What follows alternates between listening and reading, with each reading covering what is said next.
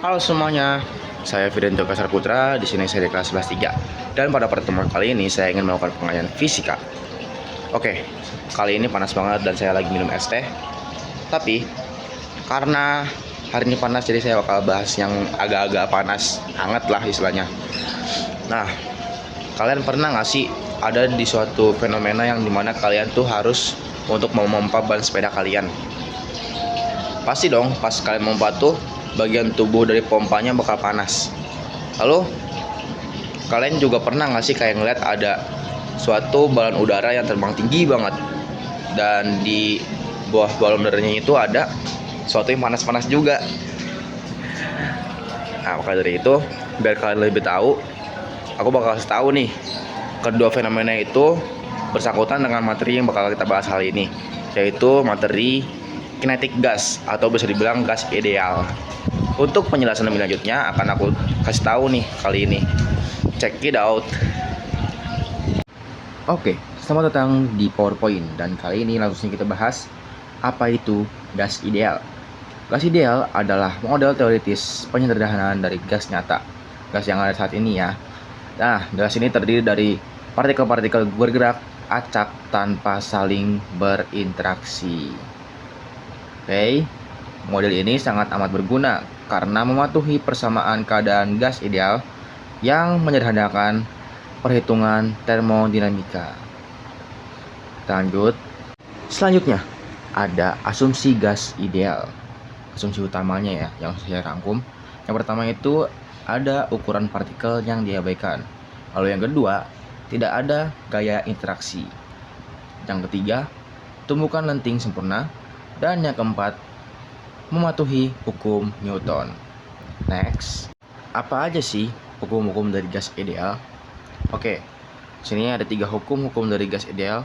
Yang pertama itu adalah hukum Boyle, lalu yang kedua ada hukum Charles, dan yang ketiga ada hukum Gay-Lussac. Kita bahas dulu nih dari hukum Boyle. Hukum Boyle itu adalah hukum yang dimana ini adalah suhu tetap atau isotermal, mana tekanan ini berbanding berbalik dengan volumenya. Sini ada rumusnya, yaitu P1 sama dengan P2 atau bisa bilang kayak P1 kali V2 sama dengan P2 kali V2.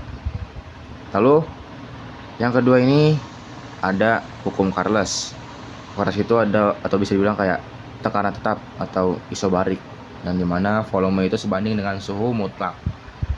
Selanjutnya ada hukum Gay-Lussac, yang dimana hukum Gay-Lussac ini adalah volume tetap atau isohorik, yang dimana tekanan sebanding dengan suhu mutlak.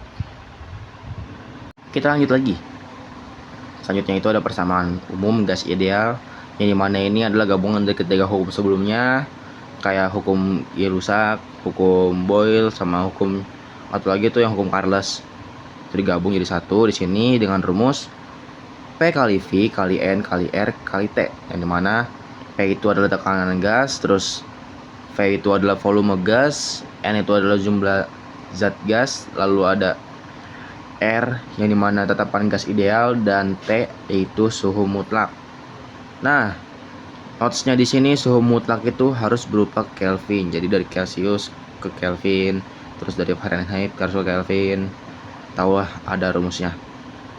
Selain dari pergabungan tadi yang ketiga itu, ada juga nih namanya hukum Boyle-Gay-Lussac.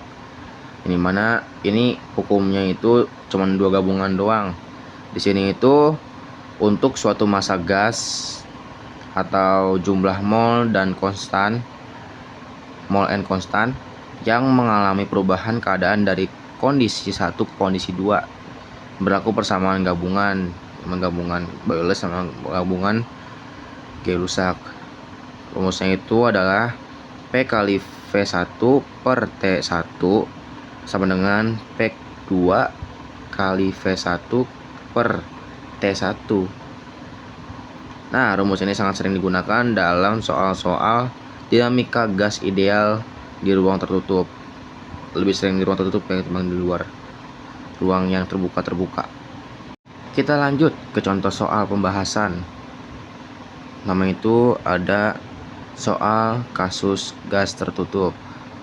Suatu gas ideal berada di dalam ruang tertutup dengan volume 5 liter, tekanan ATM yaitu 2, dan suhunya yaitu 27 derajat Celcius. Jika volume gas tersebut diubah menjadi 2,5 liter dan suhunya dinaikkan menjadi 87 derajat Celcius, berapakah tekanan gas tersebut? Oke, langkah pertama identifikasi, kayak diketahuinya lah. Ini ada kondisinya yaitu V1 sama dengan 5L atau 5 liter dan P1-nya itu adalah 2 ATM. Terus suhunya itu T1-nya ada 27 derajat Celcius. Dan karena harus jadi Kelvin, jadinya di plus 273, yang dimana jadi 300 Kelvin. Lalu kondisi kedua, V2 nya itu 2,5 liter, volume. Terus suhunya itu 87 Celcius di plus 273 lagi, jadinya 360 Kelvin. Dan yang ditanya itu adalah P2. Sini kita lanjut. Cepat aja kita mainnya ya. Sini ada rumusnya yang tadi kita masukin. P1 kali V1 per T1 sama dengan P2 kali V2 per T2. Tadi karena udah ada ininya, diketahuinya, jadi kita masukin yang angkanya 2 liter, 5 liter, 2 ATM, terus 5 liter per 300 Kelvin. Nah, di sini yang P2-nya karena nggak ada, jadi tulisnya P2 aja. Habis itu yang diketahui kan ada 2,5 liter sama per 360 Kelvin. Ya udah, atasnya dikali, ketemunya 10 per 300 dan juga 2,5 P2 per 360. Selanjutnya dikecilin, jadinya 1 per 30 sama dengan 2,5 P2 per 360.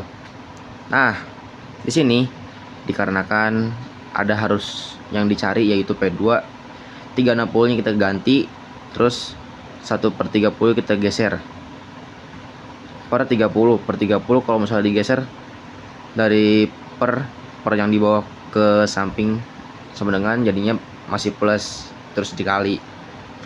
Terus kalau yang di bawahnya juga per 360, kalau misalnya digeser ke sebelah ini jadinya plus juga tapi dikali.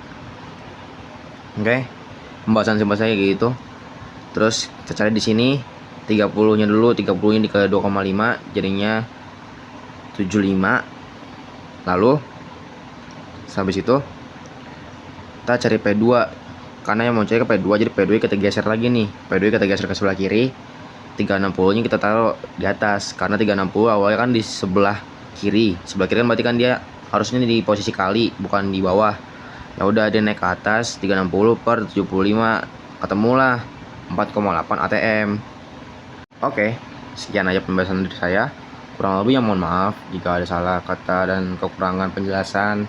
Mohon dimengerti karena saya juga masih belajar. Kita sama-sama belajar kali ini.